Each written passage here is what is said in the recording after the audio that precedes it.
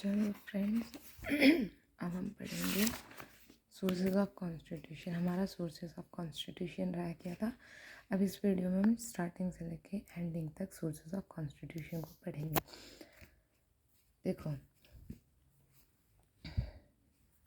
सबसे पहले हम देखते हैं कि हमारे इंडियन कॉन्स्टिट्यूशन में जो आयरलैंड से क्या क्या लिया है। अगर हम आयरलैंड से याद करें तो आयरलैंड से लिया गया है Alice DP is number 1। Alice से होता है इलेक्शन ऑफ प्रेसिडेंट। एलिस से इलेक्शन ऑफ प्रेसिडेंट जो कि आर्टिकल 54 में है।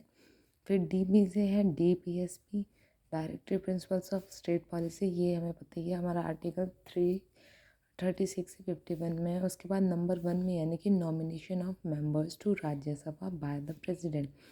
राज्यसभा में जो प्रेसिडेंट है वो कितने नॉमिनेशन से कितने वो मेंबर्स को नॉमिनेट करते हैं। आई थिंक 12 को नॉमिनेट करते हैं और जो बाकी सब हैं वो इलेक्शंस के थ्रू आते हैं। ठीक है, तो वो छोड़ो।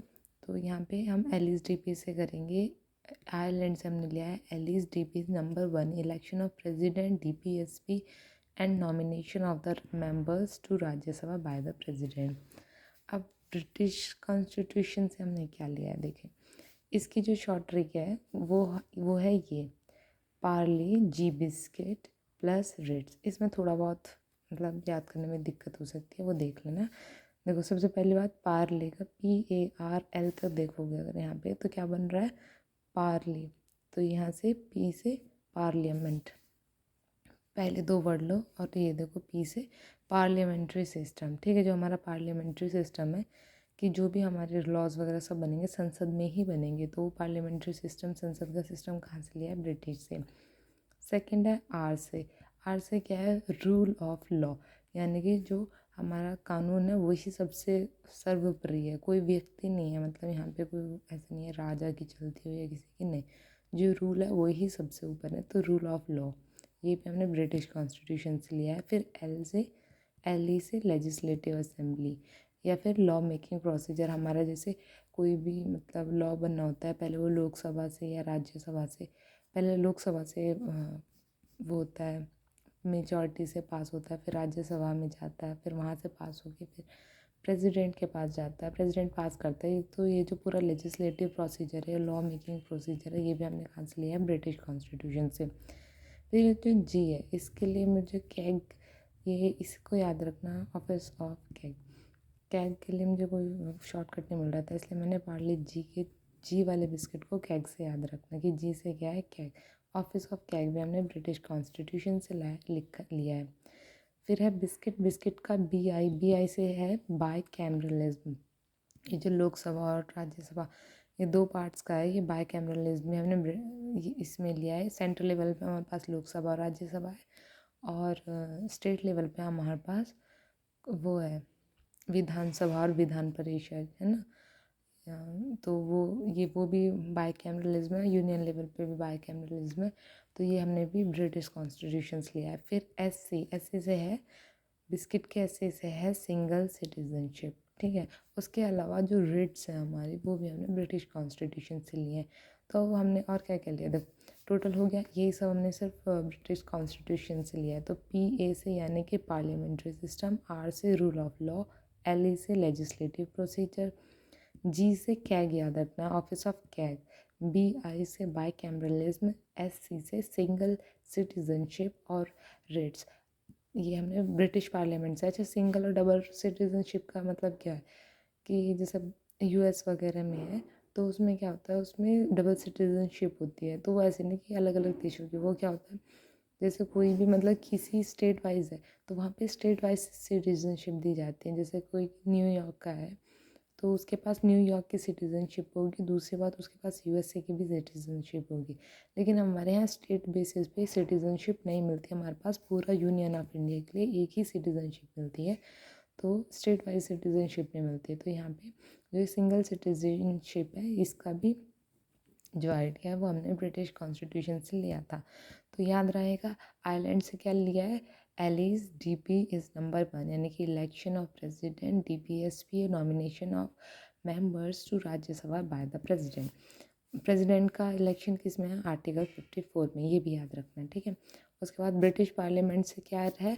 स्ट्रिक पार्ले जी बिस्किट, और इसके अलावा हमने रिट्स ली हुई हैं, ठीक है। यानी कि पी ए से पार्लियामेंट्री सिस्टम, आर से रूल ऑफ लॉ, एल से लेजिस्लेटिव असेंबली, जी से कैग ऑफिस, बी आई से बाई कैमरलिज्म, एस सी से सिंगल सिटीजनशिप प्लस रिट्स।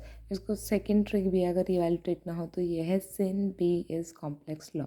इसमें कुछ कुछ छूट जाएंगे, बस ये है। सिन से है सिंगल सिटीजनशिप, बी आई से है बाई कैमरलिज्म, कॉम्प्लेक्स का सी ओ एम पी है वो एक कॉम्प्ट्रोलर एंड ऑडिटर जनरल यानी कि कैग।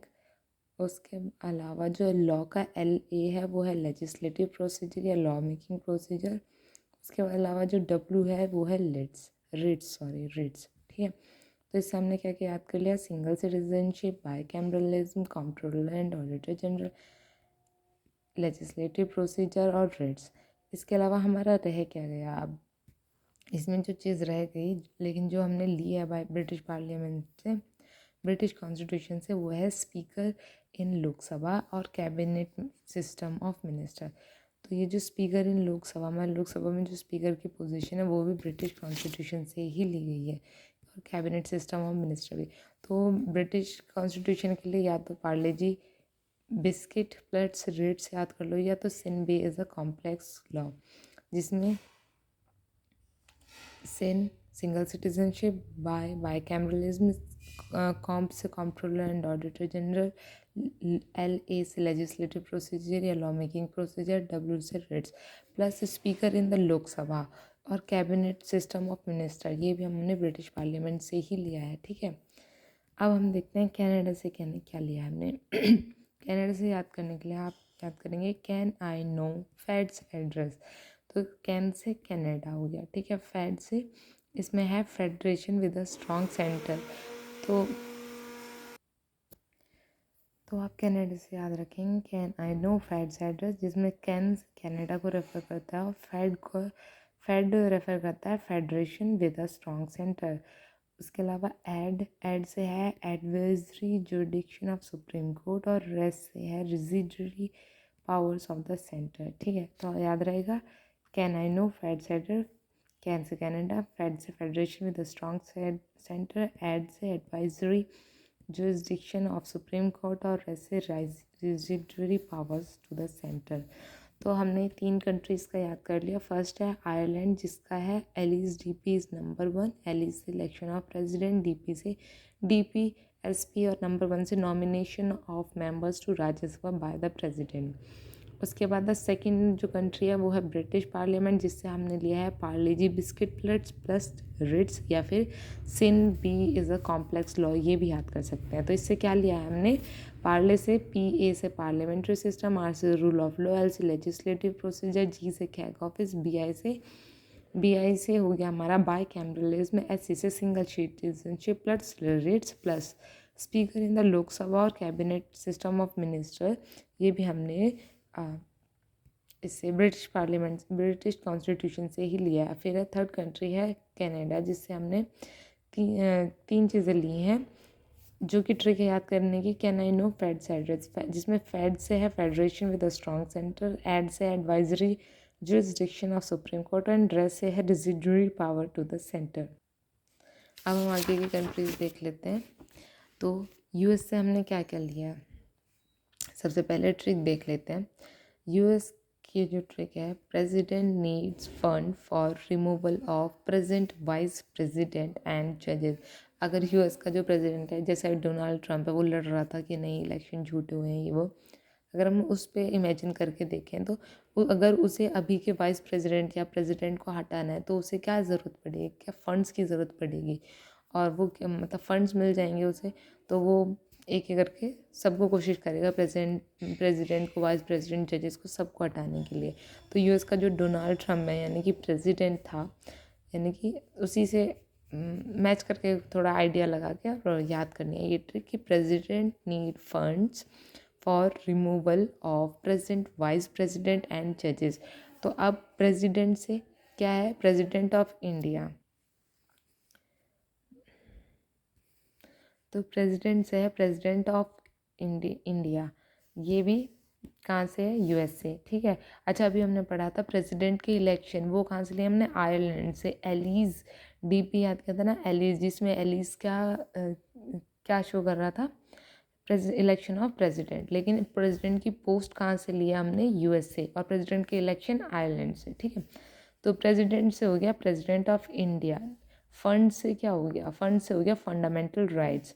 उसके बाद रिमूवल से, यानी कि इम्पीचमेंट ऑफ प्रेसिडेंट या फिर रिमूवल ऑफ जजेस, वो भी हमने यूएस से लिया है। उसके बाद प्रेजेंट, प्रेजेंट में आप प्री देखिए, कंसिडर कीजिए और एसईएनटी छोड़ दीजिए। प्री से क्या बन जाएगा, प्रीएम्बल। तो जो हमारा प्रीएम्बल है वो भी, उसका आइडिया भी हमने यूएस से ही लिया था। उसके बाद वाइस प्रेसिडेंट, वाइस प्रेसिडेंट की जो कंप्लीट पोस्ट है वो भी हमारी यूएस से ली गई है, और उसका जो फंक्शन है वो भी, post of vice president and president and their function, ये सब हमने कहाँ से लिया है, यूएस से लिया है। प्लस जजेस, तो जजेस से क्या याद रखेंगे आप, independence of judiciary and judicial review. कभी भी कोई लॉ बनाती है, जब हमारी जो पार्लियामेंट है वो लॉ बनाती है, तो हम क्या कर सकते हैं, हमारे पास ये है कि हम कोर्ट में डाल सकते हैं कि कोर्ट रिव्यू करे उसे, कि जो लॉ बना है वो सही है क्या, वो कॉन्स्टिट्यूशनल है।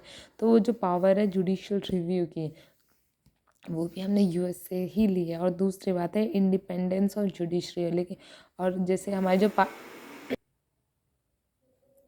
तो जो इंडिपेंडेंस और जुडिशरी, जैसे हमारा पार्लियामेंट है, उसमें 3 चीज़ें, लोकसभा, राज्यसभा और वो प्रेसिडेंट।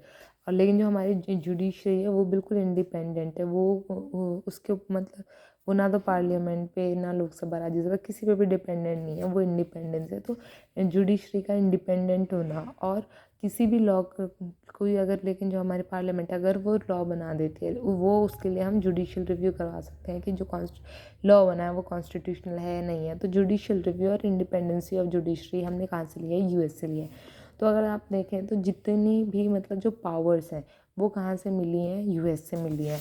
और लेकिन जो वैसी हैं अथॉरिटीज़ वगैरह, वो सब हमने कहाँ से लिए हैं, ब्रिटिश कॉन्स्टिट्यूशन से।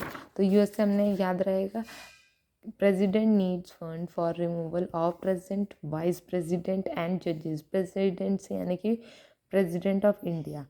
फिर फंड्स, फंड से फंडामेंटल राइट। रिमूवल यानी कि impeachment of president and removal of जजेस। उसके बाद प्रेजेंट से है प्रीएम्बल, वाइस प्रेसिडेंट की पोस्ट और उसका फंक्शन, और जजेस, जजेस से यहाँ पे मतलब है कि जो हमारी इंडिपेंडेंस ऑफ जुडिशरी और जुडिशियल रिव्यू है ना वो। तो ये से हम याद रख लेंगे, president needs funds for the removal of president, vice president and जजेस। अब हम याद करते हैं कि हमने जर्मनी से क्या लिया है। देखो, जर्मनी से हमने एक चीज़ ली है कि जब हमारी इमरजेंसी के टाइम पे जो हमारे फंडामेंटल राइट्स हैं वो सस्पेंड हो जाते हैं। ठीक है। फंडामेंटल राइट्स हमारे कौन से पार्ट में है, आर्टिकल्स में है। आर्टिकल 12 to 35 हमारे फंडामेंटल राइट्स हैं, लेकिन ये फंडामेंटल राइट जब भी इमरजेंसी आती है तो उसमें सस्पेंड हो जाते हैं। ठीक है। लेकिन जो 2 आर्टिकल सस्पेंड नहीं होते वो हैं आर्टिकल 20 और 21। ये आर्टिकल इमरजेंसी के टाइम भी सस्पेंड नहीं होते। और आर्टिकल 20 क्या है, लाइफ, राइट टू लाइफ। ठीक है, जीवन जीने का अधिकार, आर्टिकल 20 है। 21 का अभी मैं बाद में बता दूँगी जब हम आर्टिकल्स डिस्कस करेंगे।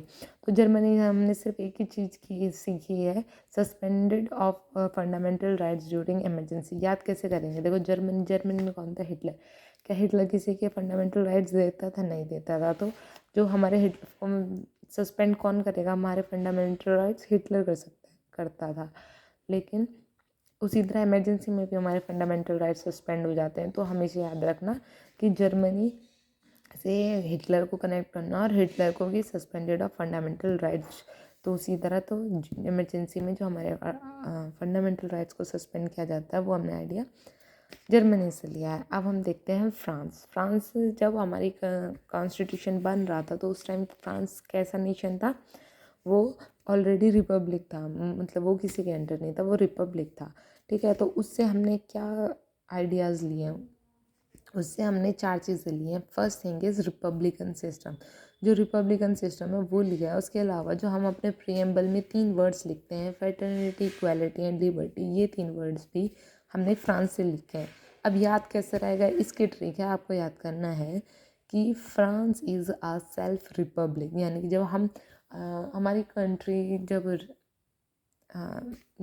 हमारी कंट्री जब इंडिपेंडेंट हुई थी तो फ्रांस क्या थी, ऑलरेडी एक रिपब्लिक कंट्री थी। इस तरीके से आप सोच के याद कर सकते हैं। और France is a self Republic वो पहले से जो आज़ाद थी, ठीक है। तो रिपब्लिक से रिपब्लिकन स्टेट और सेल्फ के जो ये 3 वर्ड हैं ELF, तो इससे हमें याद रहेगा ई से इक्वालिटी, एल से लिबर्टी एंड एफ से फ्रेटर्निटी। तो France is a self Republic, Republic से हमने रिपब्लिकन सिस्टम लिया और सेल्फ के ELF से हमने लिया इक्वलिटी, लिबर्टी, फ्रेटर्निटी, ठीक है। उसके बाद अब हम आ जाते हैं USSR, जो पहले USSR था, अब रशिया हो गया। तो इससे हमने क्या लिया है, इससे हमने 3 चीज़ ली हैं, जैसे कि एक तो फंडामेंटल ड्यूटीज़ जो आर्टिकल 51A में है, दूसरा हो गया प्लान्स, जो ये 5 ईयर प्लान था, प्लानिंग कमीशन वगैरह का, ये भी हमने रशिया से लिया है। Third is just idea of justice, हमारे प्रियम्बल में रशिया से हमने 3 चीज़ें ली हैं, फंडामेंटल ड्यूटी जो कि आर्टिकल 51A में है, उसके बाद 5 ईयर प्लान जो हमारा प्लानिंग कमीशन था वो भी मतलब रशिया से लिया है। और जो idea of justice in the preamble, हम प्रियम्बल में 3 टाइप की जस्टिस पढ़ते हैं, सोशल, इकोनॉमिकल एंड पॉलिटिकल। तो ये वाला क्वेश्चन भी आया था कि अभी, यानी कि कल के एग्ज़ाम में, कि जो प्रियम्बल में जो जस्टिस हैं वो कितने टाइप के हैं। तो जस्टिस हमारे प्रियम्बल में 3 टाइप की हैं, एक तो social justice, economical and political justice की बात की गई है। और वो जो आइडिया है उस जस्टिस का हमने USSR से ही लिया है, ठीक है। तो USSR से अच्छा याद कैसे होगा कि हमने ये 3 चीज़ लिए हैं। पहली बात, जब ये USSR रशिया को हम, रशिया क्या है, इंडिया का फ्रेंडली कंट्री है। अभी चाहे रिलेशन धीरे धीरे कैसे बनते जा रहे हैं, बट इंडिया रशिया को अपना फ्रेंडली कंट्री ही ट्रीट करता है। तो रशिया से आप याद रखना, इंडिया का क्या है, दोस्त। और दोस्त में क्या चीज़ें होती हैं, पहली चीज़, दोस्ती तभी होगी जब हम अपनी ड्यूटीज़ निभाएंगे, अपनी दोस्ती की जो ड्यूटीज़ होती हैं, जिम्मेदारियाँ हैं, वो निभाएंगे। दूसरा, हम प्लान करेंगे, कोई दोस्ती में क्या होता है, प्लान करते हैं, कोई भी ट्रिप या कुछ भी करना हो तो प्लान किया जाता है दोस्ती में। और तीसरी चीज़ है जस्टिस, हम कभी मतलब अपने दोस्ती के साथ जस्टिस करते हैं, ना झूठ बोलते हैं, ना मतलब ऐसे कुछ गलत नहीं करते अपने दोस्ती के साथ। तो अच्छी दोस्ती कब होती है, जब हम अपनी ड्यूटीज़ को फॉलो करें, यानी कि हमारे दोस्त के प्रति हमारी जो ड्यूटीज़ हैं वो फॉलो करें। प्लान बनाते हैं जब दोस्ती में, क्या बनते हैं, प्लान्स तो बनते ही बनते हैं। और जस्टिस, जब हम अपनी मतलब पूरी सच्ची ईमानदारी से अपनी दोस्ती को निभाएं। तो ये 3 हैं, ड्यूटीज़, प्लान एंड जस्टिस। इससे हमारे याद रहेगा फंडामेंटल राइट्स रशिया के साथ से लिए हैं, 5 ईयर प्लान रशिया से लिया है, idea of justice in the preamble, ठीक है, जो कि 3 टाइप्स के हैं, सोशल, इकोनॉमिकल एंड पॉलिटिकली, हमने USA या रशिया से लिए हैं। Next is south Africa. South Africa से देखो, साउथ अफ्रीका क्या था, यहाँ से हमने 2 चीज़ें ली हैं। पहली बात तो कॉन्स्टिट्यूशनल अमेंडमेंट लिए हैं हमने, कि हमारा जो कॉन्स्टिट्यूशन है उसमें हम अमेंड कर सकें, यानी कि अमेंडमेंट का जो आइडिया है वो हमने साउथ अफ्रीका से लिया था, कि हमारा जो कॉन्स्टिट्यूशन है वो रिजिड नहीं है, कि ऐसा नहीं है कि हम उसमें कुछ चेंज ही नहीं कर सकते, बात नहीं, हम चेंज कर सकते हैं। और जो वो चेंज करने का जो आइडिया है, यानी कि अमेंड कर कॉन्स्टिट्यूशन को अमेंड करने का आइडिया, वो साउथ अफ्रीका से लिया है। दूसरी चीज़ क्या ली है, election of the members of the Rajya Sabha on the basis of proportional representation. यानी कि देखो, राज्यसभा में जो मेंबर्स होते हैं वो 2 तरीके से हो गए ना, एक तो हो गए जो प्रेसिडेंट क्या करते हैं, प्रेसिडेंट सेलेक्ट करते हैं, मतलब क्या बोलते हैं, नॉमिनेट करते हैं, हाँ, प्रेसिडेंट जो नॉमिनेट करते हैं। दूसरा, बाकी लोग कौन से होते हैं, जो इलेक्शन से आते हैं राज्यसभा में। तो देखो, हमने प्रेसिडेंट जो नॉमिनेट करते हैं वो हमने याद कर चुका, वो हमने कहाँ से आइडिया लिया था, आयरलैंड से हमने याद किया था ना। एलीज DPs नंबर 1, एलीज से हमने हो गया इलेक्शन ऑफ प्रेसिडेंट, DPs हो गया DPSP, एंड नंबर 1 से हमने पढ़ा था कि nomination of members to Rajya Sabha by the president, ठीक है। तो यहाँ पे हमने पढ़ लिया था, आयरलैंड से लिया था ये नॉमिनेशन ऑफ मेंबर। तो और जो आधे 12 लोग तो नॉमिनेट हो गए, बाकी के जो लोग आएंगे वो कैसे आएंगे, वो इलेक्शन से आएंगे। Election of members of Rajya Sabha on the किस बेसिस पे आएंगे, प्रोपोर्शनल रिप्रेजेंटेशन, यानी कि प्रोपोर्शनल रिप्रेजेंटेशन के बेसिस पे इलेक्शन होगा लोगों का, वो आएंगे राज्यसभा में। तो ये आइडिया भी हमने साउथ अफ्रीका से लिया। तो देखो ये तो खुद से याद रखना है कि राज्यसभा के मेंबर्स, राज्यसभा में मेंबर दो टाइप के होते हैं, एक नॉमिनेटेड और एक इलेक्टेड। जो नॉमिनेटेड है वो आयरलैंड से का आइडिया था, और इलेक्टेड आएंगे राज्यसभा में मेंबर्स, वो साउथ अफ्रीका का आइडिया था। दूसरी साउथ अफ्रीका से क्या लिया, अमेंडमेंट। अमेंडमेंट को हम इस तरीके से याद कर सकते हैं, देखो साउथ अफ्रीका, अफ्रीका में लास्ट के जो दो वर्ड हैं वो है सी ए से हम कनेक्ट कर सकते हैं कॉन्स्टिट्यूशनल अमेंडमेंट को। या फिर ये देखो साउथ अफ्रीका में कौन गए थे, गांधी जी। गांधी जी ने क्या किया था वहाँ पे, अमेंड करवाया था, अमेंडमेंट्स लेके आए थे कि मतलब लोग जो वहाँ पे गरीबी और इन सब को लेके कुछ कुछ उन्होंने अमेंड करवाया था, उस तरीके से याद कर सकते हैं। अच्छा, जो अमेंडमेंट होता है कॉन्स्टिट्यूशन में वो कैसे होता है, विद 2/3 मेजॉरिटी के साथ होता है, ठीक है। तो हमें ये याद रहेगा, हमने साउथ अफ्रीका से दो चीज़ ली है। पहली बात साउथ अफ्रीका का से यानी कि सी ए से कॉन्स्टिट्यूशनल अमेंडमेंट, और दूसरा क्या है, यही कि राज्यसभा में जो बाकी के मेंबर्स हैं वो इलेक्टेड आएंगे, यानी कि election of members of Rajya Sabha on the basis of proportional, ठीक है। अब याद करते हैं हम एक और country, 9th country Australia. Australia से हमने क्या क्या लिया है, पहली चीज़ तो हमने ऑस्ट्रेलिया से थर्ड लिया। थर्ड लिस्ट यानी कि जो कॉन्करेंट, हमारे पास 3 लिस्ट हैं, एक तो यूनियन लिस्ट, स्टेट लिस्ट और तीसरी है कॉन्करेंट लिस्ट, ठीक है। तो उसमें जो कॉन्करेंट लिस्ट है उसका आइडिया हमने ऑस्ट्रेलिया से लिया है। सेकंड चीज़, जो ट्रेड एंड कॉमर्स के जो प्रोविजंस हैं वो ऑस्ट्रेलिया से लिए हैं। और लैंग्वेज ऑफ द प्रियम्बल, हम जो लिखते हैं मतलब जो हमारे कॉन्स्टिट्यूशन की लैंग्वेज है इंडिया दैट इज़ भारत करके, we the people of India वगैरह वगैरह, वो जो हमारी लैंग्वेज है कॉन्स्टिट्यूशन की प्रियम्बल की, वो हमने कहाँ से ली है, ऑस्ट्रेलिया से ली है। और जॉइंट सेशन ऑफ पार्लियामेंट, ठीक है। देखो कुछ सेशन कैसे होते हैं, यूनियन के होते हैं, तो उन यूनियन लिस्ट के जो मतलब टॉपिक्स होते हैं उन पे रूल कौन बनाता है, यूनियन बनाता है। लेकिन जो स्टेट लिस्ट में जो टॉपिक्स होते हैं उन पे रूल्स कौन बनाता है, स्टेट। और थर्ड लिस्ट होती है हमारी कॉन्करेंट लिस्ट, इसमें जैसे कि हमारा फॉरेस्ट आ जाता है और हमारी शिक्षा आ जाती है, एजुकेशन सिस्टम होता है, ये सब हमारा कॉन्करेंट लिस्ट में है। कॉन्करेंट लिस्ट में क्या होता है, स्टेट और सेंटर दोनों हाँ अपने अपने लॉज बना सकते हैं। लेकिन अगर देखो जब तक मान लो सेंटर ने कोई टॉपिक है उस पर कोई लॉ नहीं बना रखा, स्टेट उस पर लॉ बनाए तो वो स्टेट का लॉ चलेगा। लेकिन जिस दिन सेंटर उस टॉपिक पे लॉ बना देगा, अगर वो टॉपिक कॉन्करेंट लिस्ट में है, तो उसी दिन से, जिस दिन मतलब सेंटर उस टॉपिक पे लॉ बनाएगा, उस दिन से जो स्टेट का लॉ होगा वो मतलब ख़त्म हो जाएगा, ठीक है। तो कॉन्करेंट लिस्ट में जो टॉपिक्स होते हैं उन पे रूल स्टेट भी बना सकता है, सेंटर भी बना सकता है। लेकिन सेंटर का रूल वो तब तक ही मान्य होगा, तब तक ही वैलिड होगा जब तक स्टेट उस टॉपिक पे नहीं कोई रूल बना देता, यानी कि जो डोमिनेंट है वो सुपीरियर है, वो स्टेट का लॉ ही होगा। अच्छा, कभी कभी क्या होता है, स्टेट ने एक लॉ बना रखा है, सेंटर ने भी लॉ बना रखा है, बना दिया उस पर, लेकिन जो स्टेट है वो मानने के लिए तैयार नहीं हो रहा। तो ऐसे कंडीशंस में क्या होता है, जॉइंट नहीं थोड़ा गलत बोल दिया मैंने, लोकसभा और राज्यसभा में किसी टॉपिक को लेके अगर सहमति नहीं बनती है तो उस केस में क्या होता है, जो जॉइंट सेशन होता है, जॉइंट सेशन ऑफ पार्लियामेंट होता है।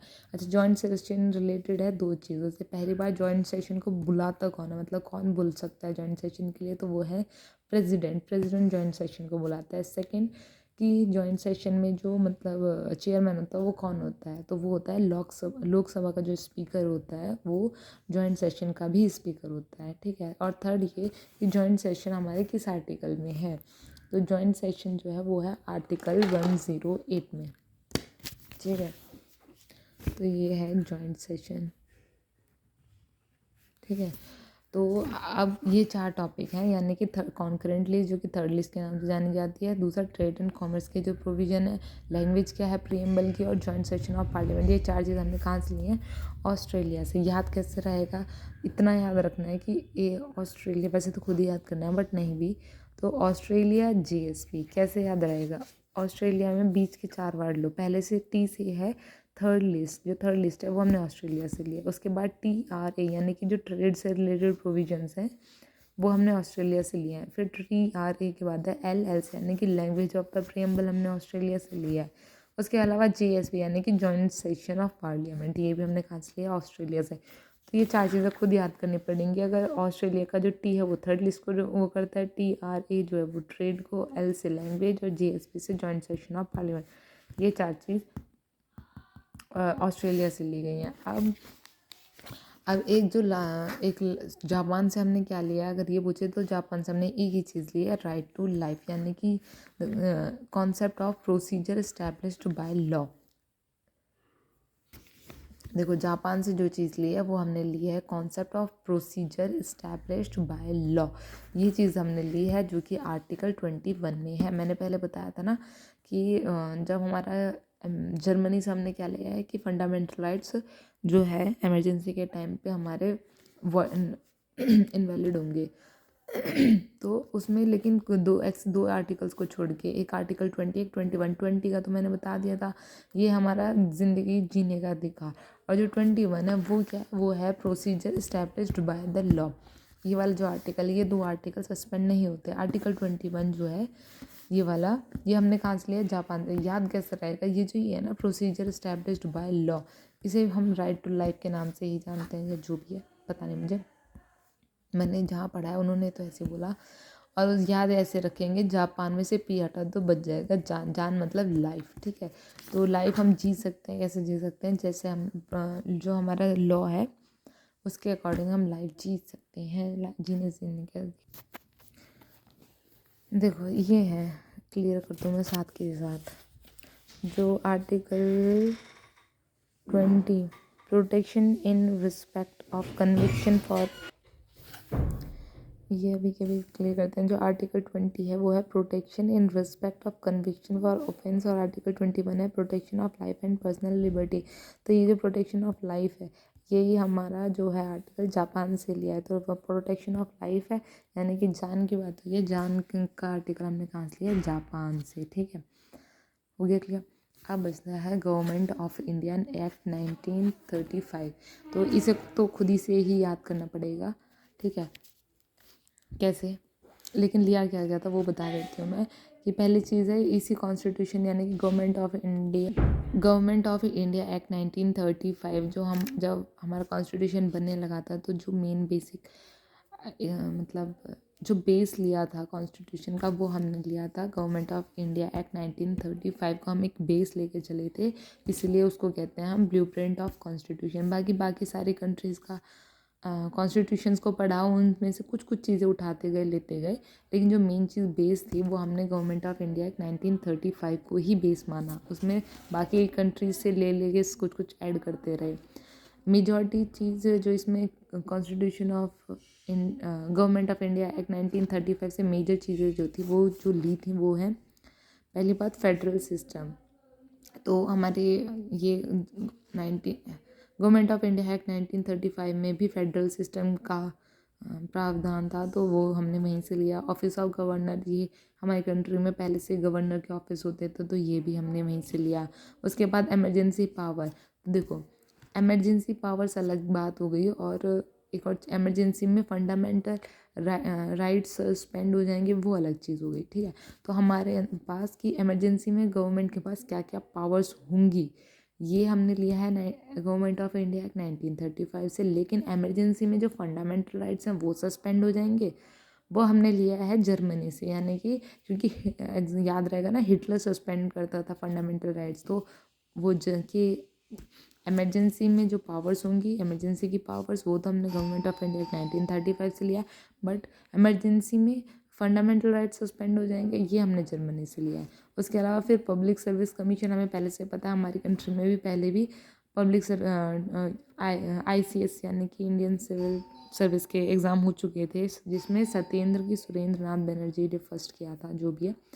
तो हमारे कंट्री में पहले से होते थे पब्लिक सर्विस कमीशंस, पहले से थे, तो ये वहीं से लिया है। जुडिशरी गवर्नमेंट कोर्ट हमारे यहाँ पहले से इस्टेब्लिश हो चुके थे, ठीक है, तो वो वहाँ से लिया है। कोर्ट पहले से तो वो लिया है। PCS सिस्टम, PCS कमीशन पहले बन गया तो वो वहीं से लिया है। इमरजेंसी का 1935 से लिया है। ऑफिस ऑफ गवर्नर हमारे यहाँ पहले से थे, वो यहीं से लिया। और ब्लूप्रिंट इसलिए, फेडरल सिस्टम यहीं से लिया है। और ये अब याद हो गया। बस इतनी ही चीज़ें हैं जो हमारी पूरी कंट्री से हमने सब जगह से ली थी, ठीक है। बेसिक जो बेस था हमारे कॉन्स्टिट्यूशन वो था गवर्नमेंट ऑफ इंडिया एक्ट 1935। अच्छा वैसे याद करना होता है, इसे याद कर लेना ABCD, डी तक को छोड़ देना ABCD, फिर EF एक साथ है, फिर J है, फिर OP एक साथ है। तो यानी कि E से है एमरजेंसी पावर, F से फेडरल सिस्टम, J से जुडिशरी, O से ऑफिस ऑफ गवर्नर और P से पब्लिक सर्विस कमीशन, ठीक है। ये 4-5 चीज़ें हैं, ये तो वैसे याद ही रहेंगी। अगर क्वेश्चन में आता है कि फेडरल सिस्टम कहाँ से लिया है, यहीं से लिया है, पहले से था ना हमारी कंट्री में, तो वो वहीं से लिया। ऑफिस ऑफ गवर्नर पहले से गवर्नर ऑफिस होते थे, तो वो भी वहीं से लिया। एमरजेंसी पावर ये याद रखना, ये पहले से ही थी। PCS सर्विस भी पहले से थी, और जुडिशरी गवर्नमेंट हमारे कोर्ट पहले से इस्टेब्लिश हो चुकी थी, वो सब वहीं से लिया है। रिवाइज कर लेते हैं मोटा मोटा, एक बात के मैं बताती हूँ। आयरलैंड से लिया है, आयरलैंड